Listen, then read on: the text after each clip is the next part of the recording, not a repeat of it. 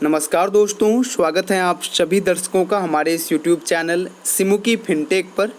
आज की इस वीडियो में हम लोग बात करेंगे पुनः IRFC शेयर के ऊपर। हमारी जो बातचीत होगी इस वीडियो में वो पहली बातचीत होगी कि इस वीक में यानी कि सोमवार से लेकर शुक्रवार के बीच में रेलवे सेक्टर्स के स्टॉक्स के लिए कैसे दिन रहेंगे। ठीक है, क्योंकि ये वीक बहुत इंपॉर्टेंट है। क्यों इंपॉर्टेंट है वो मैं बताऊँगा। उसके अलावा अगर हम लोग डेली टाइम फ्रेम पर डिफरेंट पैरामीटर्स, चाहे वो मूविंग एवरेज हो, टेक्निकल इंडिकेटर्स हो या और भी पैरामीटर्स हैं, तो वो क्या बता रहा है कि इसके ट्रेंड को क्या बता रहा है। ठीक है, एक और मैं बात करूँगा कि IRFC के अगर मैं डेली ग्राफ को देखूँ, एक पैटर्न्स को समझूँ, तो एक तरह का खास यहाँ पर पैटर्न्स देखने को मिल रहा है और वो पैटर्न हम जैसे छोटे छोटे इन्वेस्टर्स को कहीं ना कहीं सुकून देने वाली एक न्यूज़ देगा। ठीक है, और मैं बात करूँगा, चौथी बात होगी कि IRFC के अंदर जो हम एक्सपेक्टेड डिविडेंड्स की बात करेंगे कि हम कितना प्रिडिक्ट कर सकते हैं कि IRFC के अंदर डिविडेंड देखने को मिल सकता है। लास्ट में बात करूंगा एक स्ट्रेटजी के ऊपर। अगर आपने भी अपने टोटल कैपिटल के 30% से कम पैसे लगाए हैं IRFC के अंदर, तो एक स्ट्रेटजी आपके साथ शेयर करूंगा जो आपके लिए काम आने वाली है।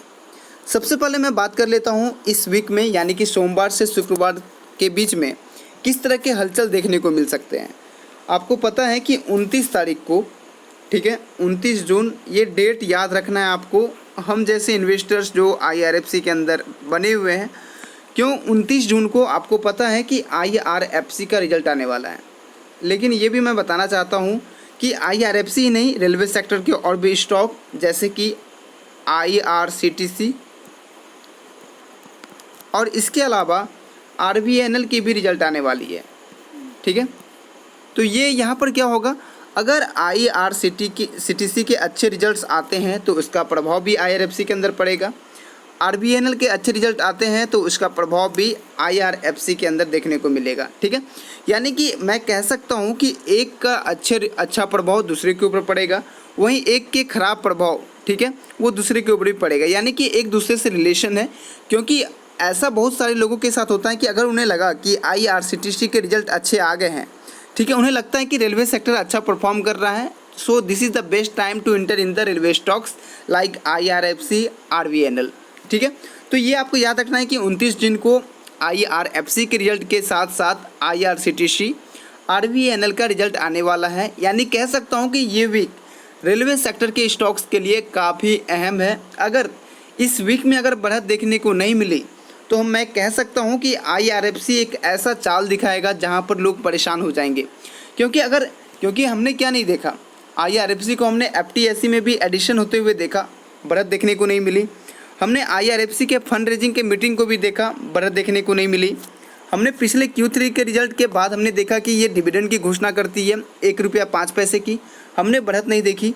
तो इसको कौन सा न्यूज़ चाहिए, ऐसे कौन से गुड न्यूज़ की वेट कर रहा है IRFC जो ये बढ़त दिखाएगा।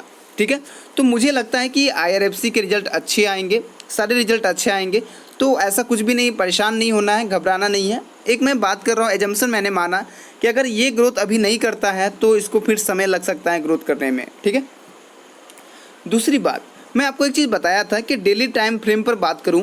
जैसे सबसे पहले मैं बात करूँ मूविंग एवरेज की। ठीक है, मूविंग एवरेज, जो सारे मूविंग एवरेज है वो डेली टाइम फ्रेम पर इसे बता रही है बुलिश। ठीक है, यानी कि इसका बुलिश ट्रेंड है। अगर मैं बात करूं टेक्निकल इंडिकेटर्स की, ठीक है, तो वो भी इन्हें बुलिश बता रहा है। ठीक है, अगर मैं बात करूं मूविंग एवरेज क्रॉसओवर की, ठीक है, तो ये भी इसे बुलिश बता रहा है। ठीक है, यानी कि मैं कह सकता हूं कि इसकी जो सराउंडिंग्स है, जो आसपास जो माहौल क्रिएट हो रहा है, क्योंकि आप लोग क्या जानते हो, अगर आपको जानना है कि ये बुलिश मोड में है या बुलिश ट्रेंड है कि या बियरिश ट्रेंड है, तो आप डिफरेंट मूविंग एवरेज को देखते हो, टेक्निकल इंडिकेटर्स को देखते हो, मूविंग एवरेज क्रॉसओवर के देखते हो। तो ये सारे जो आपके पैरामीटर्स हैं ये इसे बुलिश ट्रेंड में बता रहा है। So it is good for us that in upcoming days we will see a good up move in IRFC, right. अब मैं बात करता हूँ तीसरी चीज़, मैंने आपको बोला था कि IRFC के अगर डेली टाइम फ्रेम में अगर हम ग्राफ को देखें, यहाँ पर मैं आपको दिखा रहा हूँ डेली का ग्राफ है, यानी कि डेली के कैंडल्स बन रहे हैं। तो यहाँ पर एक पैटर्न्स देखने को मिल रहा है और वो पैटर्न है लैडर पैटर्न। यहाँ पर देखो लैडर किसे बोलते हैं, सीढ़ी को बोलते हैं। यहाँ पर आप ऑब्जर्व करना, एक लैडर से यहाँ पर मूवमेंट देखने को मिल रहा है, ठीक है। तो ये जो मूवमेंट होती है, ये मूवमेंट एक बुलिश कहता है, बुलिश ट्रेंड को बताता है, ठीक है। तो यहाँ पर ये जो देख रहे हो कि बहुत छोटे छोटे लैडर बन रहे हैं, तो यहाँ से भी ये अप मूव दिखा सकता है और दिखाएगा, मुझे लगता है, ठीक है। ये मेरा पर्सनल ओपिनियन बोल रहा है कि जब भी लैडर पैटर्न की फॉर्मेशन होती है, उसके बाद ये स्टॉक अच्छा करता है, अप मूव अचानक देखने को मिल सकते हैं। So this week is going to be very crucial for IRFC investors, even the RVNL or IRCT investors, right?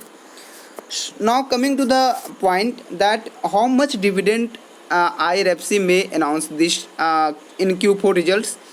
मुझे लगता है कि IRFC 40 पैसे से लेकर 80 पैसे के बीच में डिविडेंड की घोषणा कर सकती है। अब ये र्यूमर मत फैलाना कि भाई इतना ही होगा, ठीक है।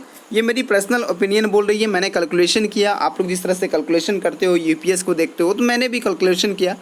मुझे लगता है कि ये अगर डिविडेंड की घोषणा करती है, then its dividend amount will be in between 0.40 rupees to 0.08 rupees, right.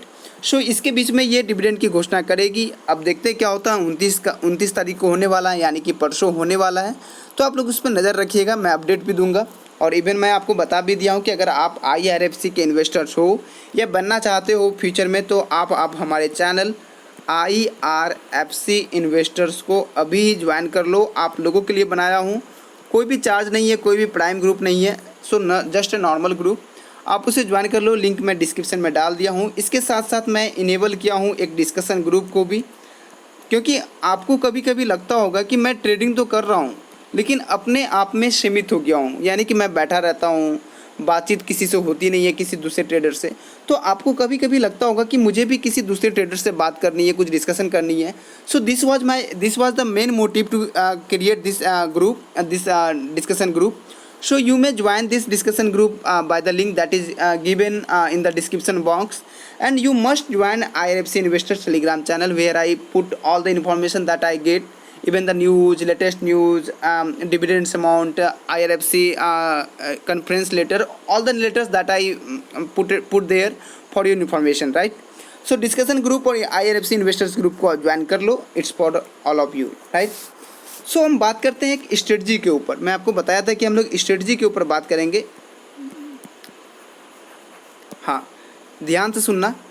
अगर आपके पास पैसे जितने भी हैं, मान लो कि आपके पास पैसे, एक एग्जांपल के साथ मैं बढ़ता हूँ, अगर पैसे आपके पास 1 लाख रुपए हैं, ठीक है, अगर आपने इसमें से 30,000 रुपया पैसे अगर आपने IRFC के अंदर डाल दिए हैं, यानी कि इन्वेस्टमेंट कर दिए हैं, तो आपको ये स्ट्रेटजी फॉलो नहीं करनी है, राइट। आपको इसमें आगे नहीं बढ़ना है, क्योंकि आप एक कंपनी में 30% आपने कैपिटल यूज कर दिया, उससे आगे मत बढ़ो, लिमिट क्रॉस मत करो। आपको यहाँ पर ग्रीडीनेस नहीं दिखानी है, लालच नहीं दिखानी है। 30% इन्वेस्टमेंट अगर है तो आप लोग शांत रहो, लॉन्ग टर्म के लिए बने रहो। अगर इससे कम है तो आप क्या कर सकते हो, कल का दिन इम्पॉर्टेंट है। अगर कल भी IRFC मंदी दिखाती है, ठीक है, अगर आपको लगता है कि 11:30 बज रहा है, 12 बज रहा है, ठीक है, ये कुछ ऐसे 0.20% से 0. कुछ ऐसा ही लेस देन 1% पर अगर काम कर रहा है, तो कल आप थोड़े से यूनिट को यहाँ पर, थोड़े से शेयर को आप यहाँ पर जोड़ सकते हो, ठीक है। ये मेरा पर्सनल ओपिनियन रहेगा। मैं फिर से बोल रहा हूँ, I am not a SEBI registered advisor, I just share the information for your help, for your knowledge. So please don't consider my words, please don't consider my statement whatever I say.